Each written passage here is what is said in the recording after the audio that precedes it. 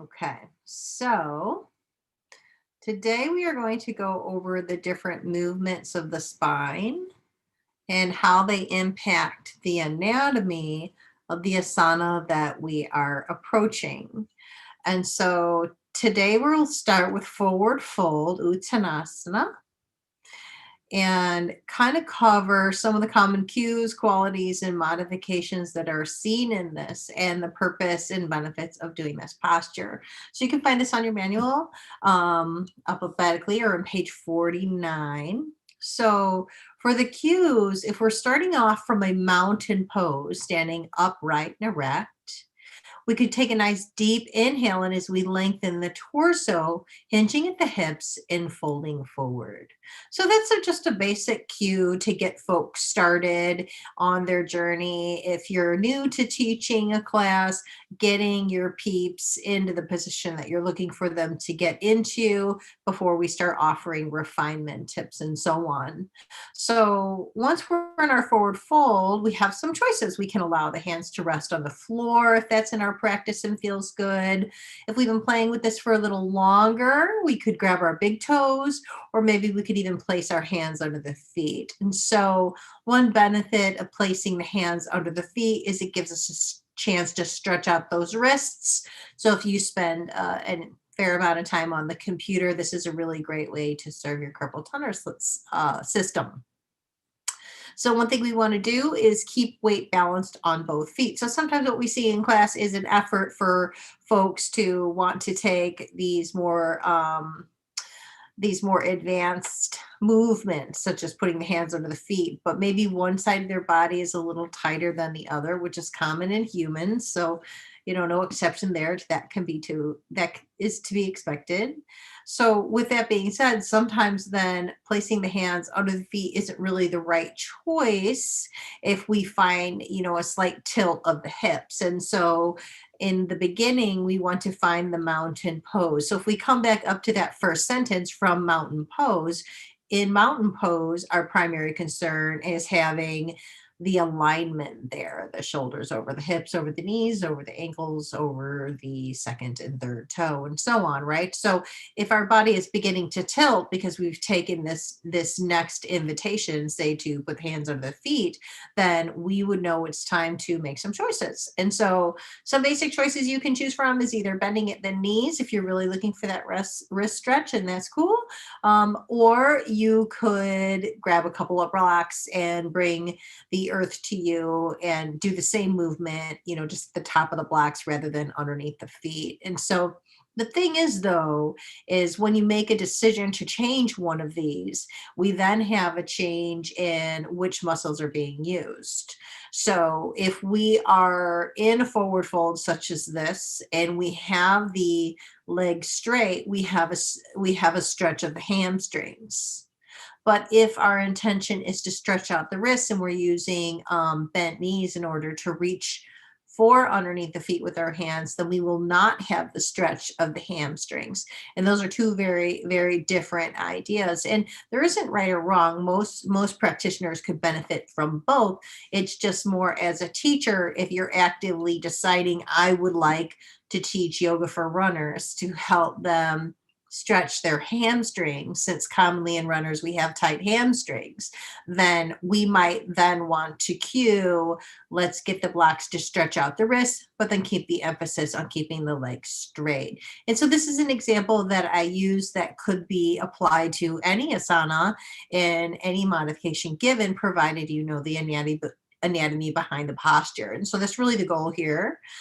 So this inversion lengthens the spine, which is just so incredibly good for the vertebra to have space to open up, really, really healthy, work in opposition of gravity a little bit. I know recently we got an inversion table. It's amazing. It feels so good. It's kind of up there with traction and physical therapy, not to replace traction or physical therapy, but, on a preventative end, it's a really nice idea to open up the spine and allow gravity to serve you in that way upside down. And there's other benefits to an inversion, calming the neurological system and so on.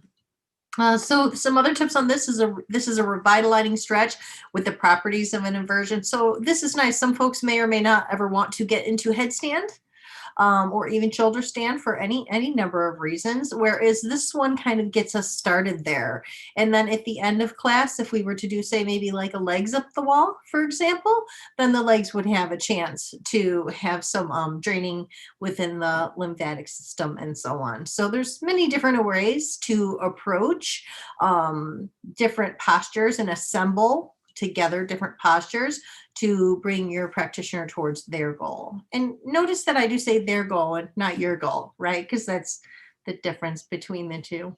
So moving on to the qualities and the modifications. So we want to give the modifications out early on. We wouldn't want to leave our practitioner in here for a time before we offer up other things that might be a little more accessible, that might make this posture more beneficial for them. And so a couple of these is keep the knees slightly bent, hold the elbows, and letting them know if we have any dizziness, come up slowly, and it can often indicate something going on with the blood pressure. So I actually learned I had low blood pressure in yoga, and when I kept coming up really quick, I'd feel lightheaded and disoriented.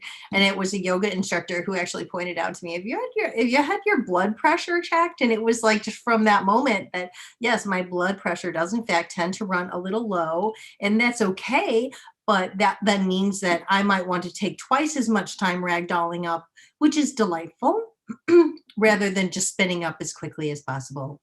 So in a class setting, I'll often prompt folks, we're going to ragdoll up, snugging that navel in towards that spine. Maybe even let's bend those knees as we come up. Last one up wins. And so just setting the pace for this is not a race to come from this forward fold, which is an extreme movement of the spine, and zip right on back to mountain. So holding space for those ideas. The next thing then we want to talk about refinement of the movement. And these are the things that yoga teachers tend to know that students tend to come to classes for. These are what I've described in this manual as qualities.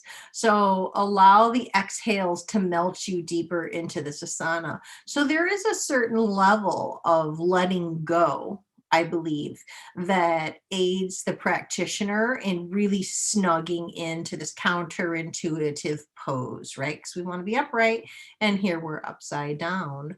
And having the breath integrate in the movement, into the mood of the movement, I think goes a really long way. So now we're going to allow gravity to be our friend and deepen us into this pose. Be mindful you aren't pulling your shoulders out of their sockets to touch the ground, which commonly happens. You'll see in some pictures where I'm not literally out of their sockets, but you can see like a disjointedness about the movement that seems out of the neutral spine that we're trying to stay in within our asana. And some lineages do subscribe to that. I don't. I subscribe to the Kamenov lineage, who studied under Deskachar, which was Krishnamacharya's son, and latest student in his career, when I think maybe his style of teaching and his approach to yoga had shifted some. So there's that. Okay, so allow the crown of your head to release in the direction of the floor. So, different people will make different things of this. As we come down, say, until say maybe a rabbit pose, our head is in fact touching the floor. And then the cues are more emphasized on making sure that we leave a nice open space in the cervical spine. So returning to the idea of where are we with the anatomy of things and what can we do with this?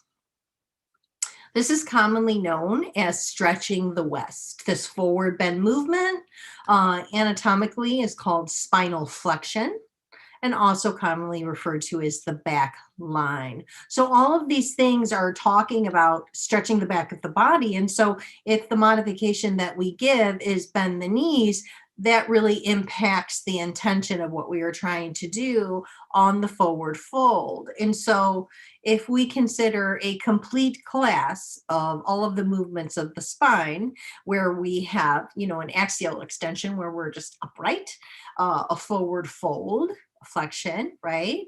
A hyperextension or a back bend, a lateral bend to the side or twist, and then add in an inversion.